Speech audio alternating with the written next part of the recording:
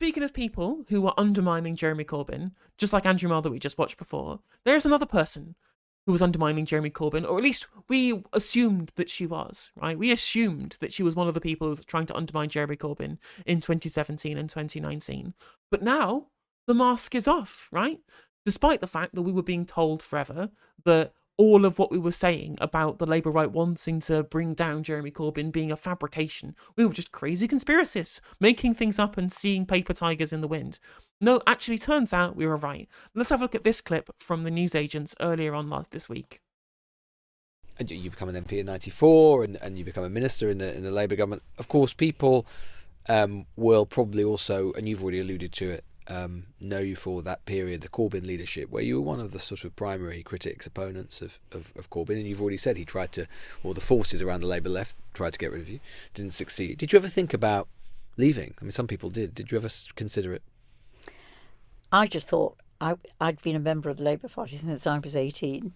I joined because of the values, that it was a party that promoted equality, that was international in its outlook, that fought racism. Those were the values that took me into the Labour Party. And I wasn't going to let a group of extremists destroy those values, destroy the soul. Extremists, please, in some way, actually quantify what you're saying here. People keep saying, oh, these people are extremists taking over the party. And what were the policies that they were putting together? Stuff that you get in any social democratic party in a Nordic country, right? When it came to economic policy. When it came into international policy, it's stuff that you'd see from your centre-left leaders in Latin America, for example, when it came to international policy. Like, how is any of this extreme? They never quantify this, right? It's always received wisdom. Well, everybody says they're extreme. People in the media said that it was extreme, so I guess it must have been extreme, even though there's actually no quantifiable way that it was. For me, of what the Labour Party was all about, I was going to fight. I think if in 2019, had he become Prime Minister? Well, had he become leader, I always had it was a red line for me, if I'm honest. It was a red line. I stood in that election. But had there been any possibility of him becoming Prime Minister, I would have used my position to try and stop that happening.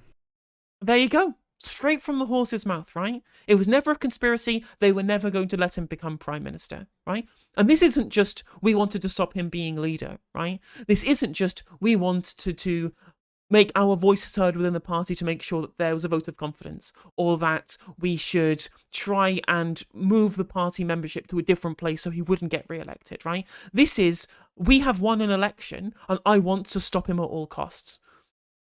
The largest and biggest Tory enablers in the world are people on the Labour right. They always have been, and they always will be, right? They would prefer a Conservative to a leftist in power, right? And not even a leftist delivering leftism. This isn't a seizure of the means of production, distribution, and exchange. This is nationalisation, as any social democrat would.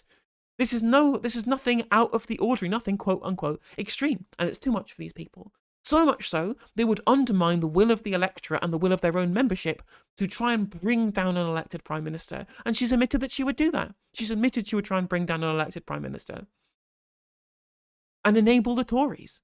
Again, always these accusations of Tory enablement when you criticise the Labour Party, and they do it themselves. They were doing it themselves the entirety of the way through that period. And this goes way beyond whether or not, they were trying to intervene within party parameters. This would have been her saying explicitly she would have gone against the will of the electorate to remove him. Incredible. Absolutely incredible. To destabilise him from within? From, whether it would have been voting, whatever opportunity arose, whatever the circumstances, I would not have let him become Prime Minister. So no confidence, you wouldn't have given him confidence? Yeah, something, I don't know what, it would have depended. Found a mechanism. Budget, I'd have found a way, budget, vote of confidence, whatever it was. So yeah, there you go. Boris Johnson, you can thank Margaret Hodge for everything that you got from the Conservative Party from 2019 until now. Thank you, Margaret. Really appreciate it. I really appreciate all of those people who lost their lives during the coronavirus pandemic. And all because a bit of social democracy was too much for you. A little bit of support for oppressed people around the world. Too much for you. Despicable. Absolutely despicable. I could not have stood with Corbyn. Of course, the Labour left would say that sort of proves what they always believed, which was that part of the Labour Party was just never reconciled to him and would undermine him from the very beginning, and that was one of the problems. Yes. Yeah. We wanted to get rid of him, despite the fact that's what the membership voted for twice, right? If you want to vote for go stand for a different party, leave. If you don't like what the members want, the people who put you in your position, who you represent, right? Who you represent are the people who vote for you, the people in your party who put you. That's who you're there to represent. If you don't like it, leave. Go. Find a different party. That's what I've done. I don't like the current party, so I've left. Councillors don't like the current party, so they've left. It's as simple as that, right? Yet these people, they feel so entitled to their continued position as A, elected representatives, and B, the people who get to decide what the Labour Party should or shouldn't be, what policies it should or shouldn't support, the kind of people who should or shouldn't be part of the party. They believe that they can essentially throw their toys out of the pram to get rid of the democratic will of the Labour electorate, to maintain their position as elected representatives. And we've seen this before. Remember when, Jess Phillips, again, threw her toys out the pram, being questioned by Femi over proportional representation because she felt entitled to be the representative for Birmingham Yardley. Not because, she felt like she had a duty to serve, but because she felt entitled to be there because of who she is. It's the only reading that I could get from it. And this is exactly the same thing you get from these people. It's sheer entitlement.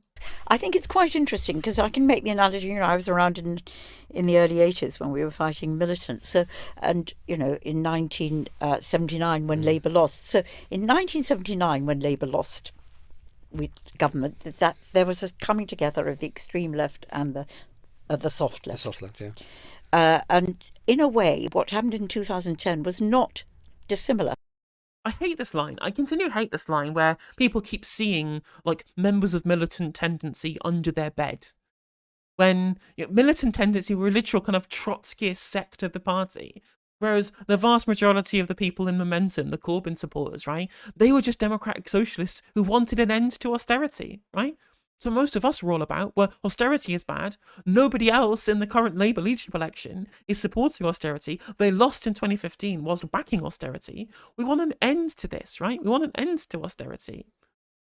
And apparently, that means that we're now Trotskyists. And this is what people keep saying. This is why the Trotskyist attack is one that they continually use for people who oppose the current Labour leadership, who oppose current Labour policy, who oppose adherence to social democracy within economic policy platforms. They will just call you a Trotskyist because they believe that you're somehow in some way ideologically aligned with people of militant tendency from 45 years ago. These people literally cannot get their minds out of the 90s. It's really strange. Really, really weird brain rot these people have. That there were people were disillusioned with Labour's in government. Labour, yeah. They'd grown up. They'd never known anything other than a Labour government. We'd had that. We were starting with the cuts after the financial crisis. We had the Iraq War. You could see that, and that brought together again the young people, particularly the soft left and the hard left. The interesting thing is, I think the reason that it's we've been able to destroy the influence of the hard left so swiftly this time, I split the soft and the hard left, was the anti-Semitism. Because I think that a lot of the young people who felt disillusioned with the Blair-Brown years and therefore joined Momentum felt really uneasy with the anti-Semitism. I don't get this, right? Maybe I'm just looking at the wrong evidence. Maybe I've not seen this. But I don't know what she's even referring to. The people who are most displeased with the direction of Keir Starmer's Labour Party are young people, right? Young people at the moment are the ones who are disillusioned with the current direction of the party. Young people still broadly support Jeremy Corbyn, right? The people who genuinely threw their toys out the pram at Jeremy Corbyn being there were the bigwigs. It was the people in the higher echelons of the party, people in Labour HQ, people within the media, right? Now, you may say that Corbyn would have lost the election anyway and that he didn't share values that were the same as the general part of the electorate. And you may be right in that, right? The UK is pretty imperialistic in terms of its general outlook. And there were issues on foreign policy that Jeremy Corbyn didn't really paper over the cracks of during his campaigning and as his time as Labour leader. And that might have put off people in the electorate, right? But that should be the choice of the electorate. It shouldn't be the choice of people within the PLP trying to continually undermine him and show the party being torn apart from the inside. And this idea that young people are the ones who now hate Corbyn all over again, is there any evidence for this? Especially given that when ITV did polling, like Peston for ITV, polled young people, and the person who came out top of their list amongst young people to be leader of the Labour Party was Jeremy Corbyn. So her trying to say that young people are now were put off by the supposed anti-Semitism, which of course Jeremy Corbyn's never actually been in any way implicated for. He was removed from the party for criticising the report, the Equality and Human Rights Commission report, and for saying that the scale of anti-Semitism within the party was exaggerated for political reasons, which I believe is true, right? The actual severity of the problems when they had arisen, they were bad, right? But the scale to which the Labour members were anti-Semitic, or that the Labour leadership was anti-Semitic, right, was massively blown out of proportion because the actual leadership themselves weren't anti-Semitic at all. So I don't know what there's nothing that she's saying here that rings true to me whatsoever. Again, maybe I'm just completely siloed in the kind of things that I get access to, but I really don't see this. The nastiness that said about the Labour Party. The newsagents. And there you go. There you have it. The quiet part out loud. The mask is off. And again, we were told all of this time that we were delusional conspiracists for thinking that there was an internal plot to sabotage Corbyn and sabotage his leadership of the party. We were told over and over and over and over and over again that we looked silly, that we were crazy to think that there was forces both inside and outside the party trying to bring him down. And there always was. That was obvious to anybody with their eyes. But of course, the left are delegitimized in terms of political discourse in this country because we are not seen as legitimate political actors. And you see the kind of ways they try and dismiss the left. Student politics, activist politics, the party of protest, gesture politics, when most of us just wanted an end to austerity. Most of us just wanted investment in our public services. Most of us just wanted internationalism to be part of UK foreign policy. Anti-imperialism part of UK foreign policy. And it was never there. It was never going to be allowed to happen. And that is why I'm not a member of the Labour Party anymore. I'm not even a member of a Labour-affiliated union, mostly because I've left the industry. But even so, right, just cut off all my connections to it. It's not worth your time. It's not worth your effort. Your effort's better used elsewhere for parties with principles and who adhere to democratic principles. And who will actually have their own democratic party in terms of the way in which they do policy or elect candidates to be selected for seats.